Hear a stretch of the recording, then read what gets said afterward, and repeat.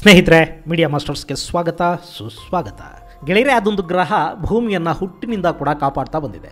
ಒಂದು ವೇಳೆ ನಮ್ಮ ಭೂಮಿಗೆ ಆ ಗ್ರಹದ ಶ್ರೀರಕ್ಷೆ ಇಲ್ಲದೆ ಹೋಗಿದ್ದಿದ್ರೆ ಇಷ್ಟು ಹೊತ್ತಿಗಾಗಲೇ ಭೂಮಿಯ ಮೇಲೆ ಅಲ್ಲೋಲ ಕಲ್ಲೋಲ ಸೃಷ್ಟಿಯಾಗ್ತಾ ಇತ್ತು. ಸೌರಮಂಡಲದಲ್ಲಿನ ಅನಾಮಿಕ ಹಾಗೂ ಅತಿ ಭಯಾನಕ ಉಲ್ಕೆಗಳು, ಧೂಮಕೇತುಗಳೆಲ್ಲವೂ ಕೂಡ ಭೂಮಿಗೆ ನಿರಾತಂಕವಾಗಿ ಅಪ್ಪಳಿಸೋದಕ್ಕೆ ಶುರು ಮಾಡ್ತಾ ಇದ್ವು. ನಮ್ಮ ಸೌರಮಂಡಲದ ಹೊರಭಾಗದಿಂದಲೂ ಕೂಡ ಭೂಮಿಯ ಮೇಲೆ ದಾಳಿಯಾಗಬಹುದಾದ ಸಾಧ್ಯತೆ ಇತ್ತು. ಆದರೆ ಇದು ಯಾವುದೂ ಆಗದ ಹಾಗೆ ಇವತ್ತು ತಡೀತಾ ಇರೋದು ಅದೊಂದು ಗ್ರಹ.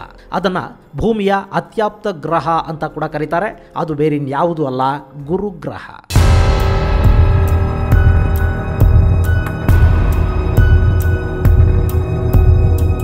ಗೆಳೆಯರೆ, ನಮ್ಮ ಸನಾತನ ಸಂಸ್ಕೃತಿಯಲ್ಲಿ ಗುರುವಿಗೆ ಅತ್ಯಂತ ಮಹತ್ವವನ್ನು ಕೊಡ್ತೀವಿ. ಗುರುವನ್ನ ಬ್ರಹ್ಮ, ವಿಷ್ಣು, ಮಹೇಶ್ವರರಿಗೆ ಹೋಲಿಸ್ತೀವಿ. ಗುರುವಿಲ್ಲದೆ ಏನೂ ಇಲ್ಲ ಅನ್ನೋ ನಂಬಿಕೆ ನಮ್ಮಲ್ಲಿದೆ. ಗುರುವಿನ ಅನುಗ್ರಹಕ್ಕಾಗಿ ಪ್ರಾರ್ಥನೆ ಮಾಡ್ತೀವಿ. ಹರ ಮುನಿದರೂ ಕೂಡ ಗುರು ಕಾಯ್ತಾನೆ ಅನ್ನೋದು ನಮ್ಮಲ್ಲಿನ ನಂಬಿಕೆ.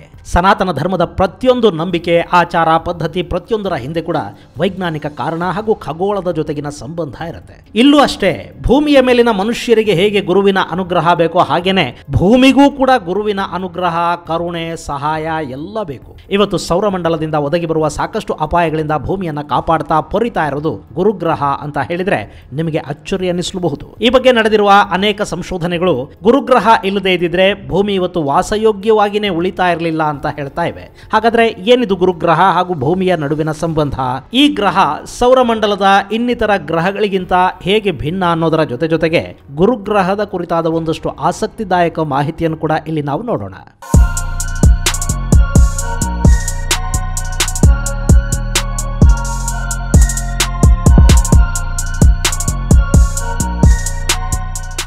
ಗೆಳೆಯರೆ, ಒಂದು ಕಾಲಕ್ಕೆ ಧೂಳಿನ ಮುದ್ದೆಯಾಗಿದ್ದ ಭೂಮಿ ಇವತ್ತು ಸೌರಮಂಡಲದಲ್ಲಿ ಜೀವಿಗಳು ವಾಸ ಮಾಡೋದಕ್ಕೆ ಸಾಧ್ಯವಾಗಿರುವ ಏಕೈಕ ಗ್ರಹ ಆಗಿದೆ ಅನ್ನೋದು ಇಲ್ಲಿವರೆಗಿನ ನಮ್ಮ ತಿಳುವಳಿಕೆ. ಹಾಗೇನೆ ನಮ್ಮ ಭೂಮಿಯ ರಚನೆಗೆ, ಇಲ್ಲಿ ಜೀವಸಂಕುಲದ ಉದಯ ಆಗೋದಕ್ಕೆ ಭೂಮಿಯ ಸುತ್ತಲಿನ ವಾತಾವರಣ, ಸೂರ್ಯ, ಚಂದ್ರರು ಹೇಗೆ ಕಾರಣನೋ ಅದೇ ರೀತಿ ಸೌರಮಂಡಲದ ಇನ್ನಿತರ ಗ್ರಹಗಳ ಕೊಡುಗೆ ಕೂಡ ಸಾಕಷ್ಟಿದೆ. ಅದರಲ್ಲೂ ಭೂಮಿಯ ಉಗಮದ ಕಾಲದಿಂದಲೂ ಕೂಡ ಭೂಮಿಗೆ ರಕ್ಷಾ ಕವಚವಾಗಿ ನಿಂತಿರುವುದು ಹಾಗೂ ನಭೋಮಂಡಲದಿಂದ ಭೂಮಿಯ ಮೇಲಾಗುವ ಅನಿರೀಕ್ಷಿತ ದಾಳಿಗಳನ್ನು ತಡೀತಾ ಇರೋದು ಗುರುಗ್ರಹ.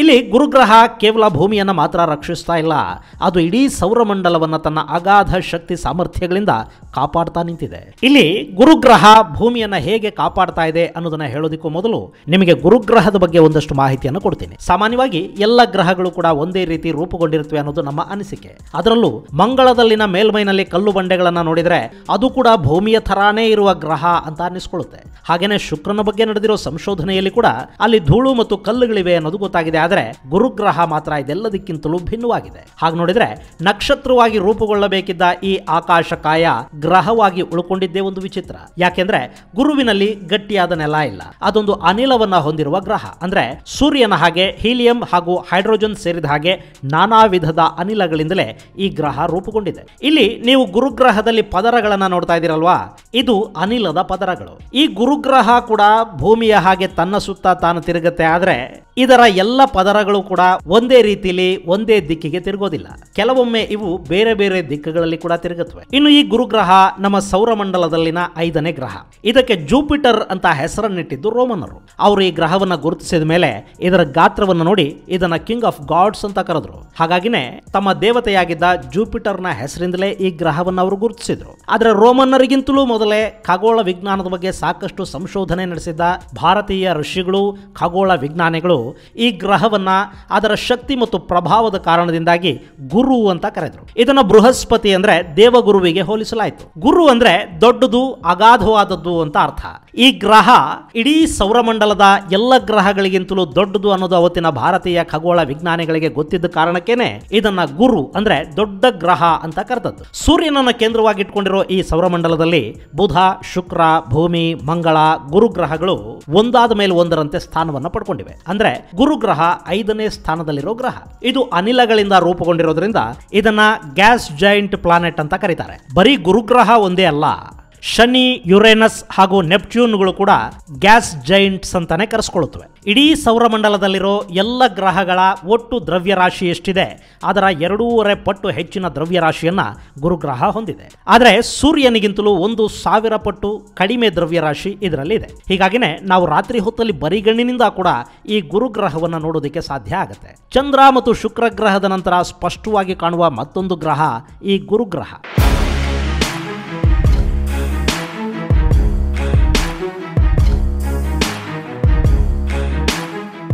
ಈ ಗುರುಗ್ರಹಕ್ಕೆ 79 ಉಪಗ್ರಹಗಳಿದ್ದು ಅದರಲ್ಲಿ 4 ಅತಿದೊಡ್ಡ ಉಪಗ್ರಹಗಳನ್ನು 1610ರಲ್ಲಿ ಗ್ಯಾಲಿಲಿಯೋ ಅನ್ನೋ ವಿಜ್ಞಾನಿ ಕಂಡುಹಿಡಿದ ಅನ್ನೋ ಕಾರಣಕ್ಕೆ ಅವುಗಳನ್ನು ಗ್ಯಾಲಿಲಿಯನ್ ಮೂನ್ಸ್ ಅಂತ ಕರೀತಾರೆ. ಈ ಗ್ಯಾಲಿಲಿಯನ್ ಮೂನ್ಗಳ ಪೈಕಿ ಲೋ ಅಥವಾ ಜೂಪಿಟರ್ 1, ಯುರೋಪಾ, ಗ್ಯಾನಿಮೇಡ್ ಹಾಗೂ ಕೆಲೆಸ್ಟೋಗಳು ಮುಖ್ಯವಾದ ಉಪಗ್ರಹಗಳು ಅನ್ನಿಸ್ಕೊಳ್ಳುತ್ತವೆ. ಇನ್ನು ಈ ಗುರುಗ್ರಹದ ಬಗ್ಗೆ ಮಹತ್ವದ ಮಾಹಿತಿಯನ್ನು ಹೊರಹಾಕಿದ್ದು ಪಯನಿಯರ್ 10 ಅನ್ನೋ ಗಗನ ನೌಕೆ. ಆನಂತರ ವೊಯೇಜರ್ ನೌಕೆ ಈ ಗುರುಗ್ರಹವನ್ನು ದಾಟಿತು. 1973ರಿಂದ ಆರಂಭ ಆಗಿರೋ ಗುರುಗ್ರಹದ ಅಧ್ಯಯನ ಇವತ್ತಿಗೂ ಕೂಡ ಮುಂದುವರಿತಾ ಇದೆ.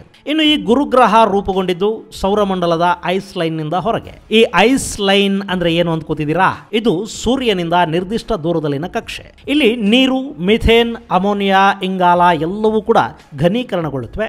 ಅಷ್ಟರ ಮಟ್ಟಿಗಿನ ಶೀತ ವಾತಾವರಣ ಈ ಪ್ರದೇಶದಲ್ಲಿರುತ್ತೆ. ಸೂರ್ಯನ ಬೆಳಕು ಸರಿಯಾಗಿ ಬೀಳದೇ ಇದ್ರೆ ನಮ್ಮ ಭೂಮಿ ಮೇಲೇನೆ ಹಿಮ ಸುರಿಯುತ್ತೆ. ಅಂತದ್ರಲ್ಲಿ ನಮಗಿಂತ ಕೂಡ ಸೂರ್ಯನಿಂದ ದೂರ ಇರುವ ಗ್ರಹವೊಂದರಲ್ಲಿ ಈ ಅನಿಲಗಳು ಘನರೂಪ ಪಡೆಯೋದು ಸಹಜಾನೆ. ಇಂಥ ಪ್ರದೇಶದಲ್ಲಿ ಸೌರಮಂಡಲ ರೂಪುಗೊಂಡ ಸಮಯದಲ್ಲಿ ಈ ಗುರುಗ್ರಹದ ರಚನೆ ಆಯಿತು. ಹಾಗೆಯೇ ಸೌರಮಂಡಲದ ಬೇರೆಲ್ಲ ಗ್ರಹಗಳಿಗಿಂತ ಮೊದಲು ಈ ಗುರುಗ್ರಹದ ರಚನೆ ಆಯಿತು ಅಂತ ವಿಜ್ಞಾನಿಗಳು ಭಾವಿಸ್ತಾರೆ. ಇನ್ನು ಗ್ರಾಂಟ್ಯಾಕ್ ಹೈಪೋಥೆಸಿಸ್ ಹಿನ್ನೆಲೆಯಲ್ಲಿ ನೋಡಿದ್ರೆ ಈ ಗುರುಗ್ರಹ ತನ್ನ ಕಕ್ಷೆಯನ್ನು ಬದಲಿಸಿ ಸೌರಮಂಡಲದಲ್ಲಿ ಸೂರ್ಯನ ಕಡೆಗೆ ಆಕರ್ಷಿತವಾಗ್ತಾ ಇರೋದು ಸ್ಪಷ್ಟವಾಗಿ ಗೊತ್ತಾಗುತ್ತೆ. ಈ ಗ್ರಹ ರೂಪುಗೊಂಡ ಸಂದರ್ಭದಲ್ಲಿ ಇದು ಸುಮಾರು 3.5 ಆಸ್ಟ್ರೋನಾಮಿಕಲ್ ಯೂನಿಟ್ಗಳಷ್ಟು ದೂರದಲ್ಲಿತ್ತು. ಅಂದ್ರೆ ಸುಮಾರು 520 ಮಿಲಿಯನ್ ಕಿಲೋಮೀಟರ್ ಅಷ್ಟು ದೂರದಲ್ಲಿತ್ತು. ಆ ನಂತರ ಈ ಗ್ರಹದ ತಿರುಗುವ ವೇಗ ಹೆಚ್ಚಾದ ಕಾರಣದಿಂದ ಸುಮಾರು 1.5 ಆಸ್ಟ್ರೋನಾಮಿಕಲ್ ಯೂನಿಟ್ ನಷ್ಟು ಸೂರ್ಯನ ಕಡೆಗೆ ಈ ಗ್ರಹ ಆಕರ್ಷಿತವಾಯಿತು. ಇಲ್ಲಿ ಗುರು ಮಾತ್ರ ಸೂರ್ಯನ ಕಡೆಗೆ ಚಲಿಸಲಿಲ್ಲ. ಬದಲಿಗೆ ಗುರುವಿನ ಪಕ್ಕದಲ್ಲೇ ಇದ್ದ ಶನಿಗ್ರಹ ಕೂಡ ಸೂರ್ಯನ ಕಡೆ ಚಲಿಸೋದಕ್ಕೆ ಶುರು ಮಾಡಿತು. ಇದರಿಂದ ಸೌರಮಂಡಲದಲ್ಲಿ ಅಲ್ಲೋಲ ಕಲ್ಲೋಲ ಸೃಷ್ಟಿಯಾಯಿತು.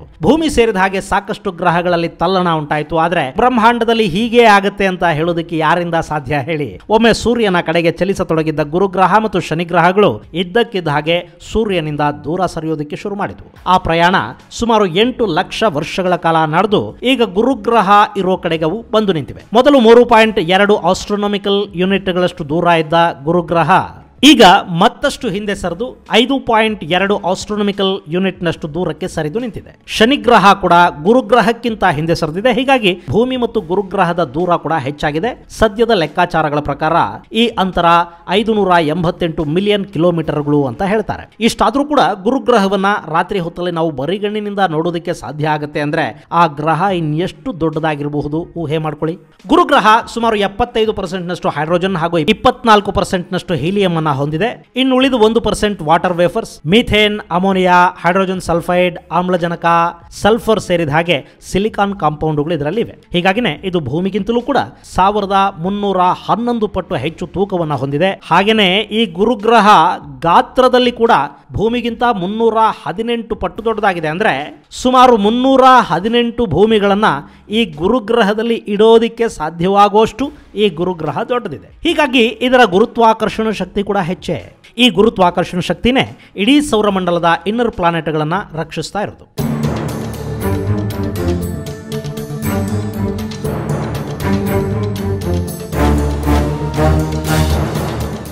ಇನ್ನು ಈ ಗುರುಗ್ರಹ ಇದೆಯಲ್ಲ, ಇದನ್ನ ವಿಫಲ ನಕ್ಷತ್ರ ಕೂಡ ಅಂತ ಕರೀತಾರೆ. ಅದಕ್ಕೆ ಕಾರಣ ಇದು ಕೂಡ ಸೂರ್ಯನ ಹಾಗೆ ಹೈಡ್ರೋಜನ್ ಹಾಗೂ ಹೀಲಿಯಂನಿಂದ ಕೂಡಿದ್ರೂ ಕೂಡ ಹೀಲಿಯಂ ಅನ್ನು ಉರಿಸೋದಕ್ಕೆ ಬೇಕಾದಷ್ಟು ಒತ್ತಡ ಇಲ್ಲಿಲ್ಲದ ಕಾರಣ ಹಾಗೂ ಸೂರ್ಯನಲ್ಲಿದ್ದಷ್ಟು ಪ್ರಮಾಣದ ದ್ರವ್ಯರಾಶಿ ಗುರುವಿನಲ್ಲಿಲ್ಲದ ಕಾರಣ ಇದು ಮತ್ತೊಂದು ಸೂರ್ಯನಾಗುವ ಅವಕಾಶದಿಂದ ವಂಚಿತಗೊಳ್ತು. ಹಾಗೂ ಸೌರಮಂಡಲದಲ್ಲಿ ಮೊದಲು ಉದಯಿಸಿದ ಸೂರ್ಯ ಎಲ್ಲ ಶಕ್ತಿಯನ್ನ ಅಂದ್ರೆ ಅತಿ ಹೆಚ್ಚು ದ್ರವ್ಯರಾಶಿಯನ್ನ ತನ್ನತ್ತ ಸೆಳೆಕೊಂಡ ಕಾರಣದಿಂದಾಗಿ ಗುರುವಿಗೆ ಸೂರ್ಯನಾಗಬೇಕಾದ ಅವಕಾಶ ಕೈತಪ್ಪಿ ಹೋಯಿತು. ಅದು ಸರಿನೇ ತಾನೇ?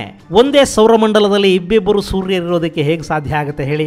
ಹೀಗಾಗಿ ಈ ಗ್ರಹ ಗುರುವಾಗಿ ಅಂದ್ರೆ ಸೌರಮಂಡಲದ ಅತಿ ದೊಡ್ಡ ಗ್ರಹವಾಗಿ ಉಳಿಬೇಕಾಗಿ ಬಂತು. ಅದೆಲ್ಲ ಸರಿ, ಆದರೆ ಈ ಗುರುಗ್ರಹ ಭೂಮಿಯನ್ನ ಕಾಪಾಡ್ತಾ ಇರೋದು ಹೇಗೆ ಗೆಳೆಯರೆ? ನಮ್ಮ ಸೌರಮಂಡಲದ ಗ್ರಹಗಳಿಗೆ ಕೇವಲ ನಮ್ಮಲ್ಲಿನ ಕ್ಷುದ್ರ ಗ್ರಹಗಳು, ಉಲ್ಕೆಗಳು ಹಾಗೂ ಧೂಮಕೇತುಗಳಿಂದ ಮಾತ್ರ ಸಮಸ್ಯೆ ಎದುರಾಗೋದಿಲ್ಲ.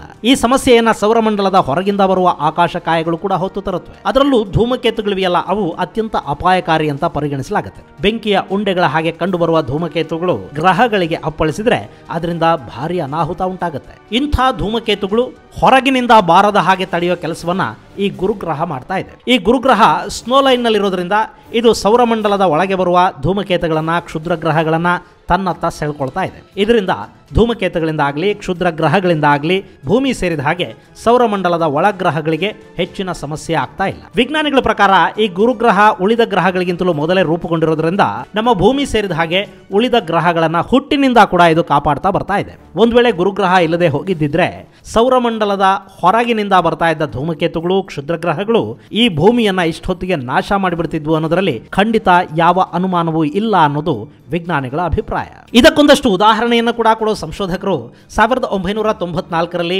ಶೂಮೇಕರ್ ಲೆವಿನೈನ್ ಅನ್ನೋ ಧೂಮಕೇತು ಗುರುಗ್ರಹಕ್ಕೆ ಅಪ್ಪಳಿಸಿದ ದಾಖಲೆಯನ್ನ ಕೊಡ್ತಾರೆ. ಹಾಗೇನೆ 2009ರಲ್ಲಿ ಗುರುಗ್ರಹದ ಒಂದು ಭಾಗ ಹೊತ್ತಿ ಉರಿತಿರೋದನ್ನ ವಿಜ್ಞಾನಿಗಳು ಗಮನಿಸಿದ್ದಾರೆ. ಇದು ಕೂಡ ಧೂಮಕೇತು ಗುರುಗ್ರಹಕ್ಕೆ ಅಪ್ಪಳಿಸಿರೋದ್ರಿಂದ ಆಗಿರೋ ಸಮಸ್ಯೆ ಅಂತ ಹೇಳ್ತಾ ಇದ್ದಾರೆ. ಇದಲ್ಲದೆ ಇತಿಹಾಸದಲ್ಲಿ ದಾಖಲಾಗಿರೋ ಮಾಹಿತಿಯಂತೆ 1779ರಲ್ಲಿ ಧೂಮಕೇತು ಒಂದು ಗುರುಗ್ರಹವನ್ನ ಅಪ್ಪಳಿಸಿತು ಅನ್ನೋದನ್ನ international astronomical union central bureau for astronomical ಟೆಲಿಗ್ರಾಮ್ನ ಮಾಜಿ ನಿರ್ದೇಶಕರಾಗಿದ್ದ ಬ್ರಿಯಾನ್ ಜಿ ಮರ್ಸೆಡನ್ ದಾಖಲಿಸಿದ್ದಾರೆ. ಒಂದ್ ವೇಳೆ ಗುರುಗ್ರಹ ಇಲ್ಲದೆ ಹೋಗಿದ್ದಿದ್ರೆ ಆ ಧೂಮಕೇತುಗಳು ಮಂಗಳನಿಗೋ ಅಥವಾ ಭೂಮಿಗೋ ಅಪ್ಪಳಿಸುವ ಸಾಧ್ಯತೆ ಇತ್ತು ಅನ್ನೋದು ಅವರ ಅಭಿಪ್ರಾಯ. ಹೀಗಾಗಿನೇ ಗುರುಗ್ರಹವನ್ನ ಭೂಮಿಯ ರಕ್ಷಕ, ಅತ್ಯಾಪ್ತ ಮಿತ್ರ ಅಂತ ಹೇಳುದು. ಇದನ್ನೇ ಅಲ್ವಾ ಸೃಷ್ಟಿಯ ವೈಶಿಷ್ಟ್ಯ ಅಂತ ಕರೆಯೋದು. ನಮ್ಮ ಭೂಮಿ ಹುಟ್ಟಿದ್ದೇ ಒಂದು ವಿಚಿತ್ರ, ಆ ಭೂಮಿಯನ್ನ ಗುರುಗ್ರಹ ಕಾಪಾಡ್ತಾ ಇದೆ ಅನ್ನೋದು ಮತ್ತೊಂದು ವಿಚಿತ್ರ. ಸೂರ್ಯನಲ್ಲಿದ್ದಷ್ಟೇ ಹೀಲಿಯಂ ಮತ್ತು ಹೈಡ್ರೋಜನ್ ಇದ್ರೂ ಕೂಡ ಅದು ಮತ್ತೊಂದು ಸೂರ್ಯನಾಗದೆ ಗ್ರಹವಾಗಿ ಉಳ್ಕೊಂಡಿದೆ ಅನ್ನೋದು ಮತ್ತೊಂದು ವಿಚಿತ್ರ. ಹೀಗೆ ಬಾನಂಗಳದಲ್ಲಿನ ವಿಚಿತ್ರಗಳನ್ನ ಪಟ್ಟಿ ಮಾಡ್ತಾ ಹೋದ್ರೆ ಅದರ ಲಿಸ್ಟು ಹನುಮಂತನ ಬಾಲಕ್ಕಿಂತ ದೊಡ್ಡದಾಗಿ ಬೆಳೀತಾ ಹೋಗುತ್ತೆ.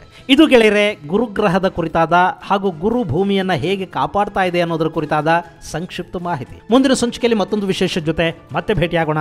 ಅಲ್ಲಿವರೆಗೆ ಜೈ ಹಿಂದ್, ಜೈ ಕರ್ನಾಟಕ.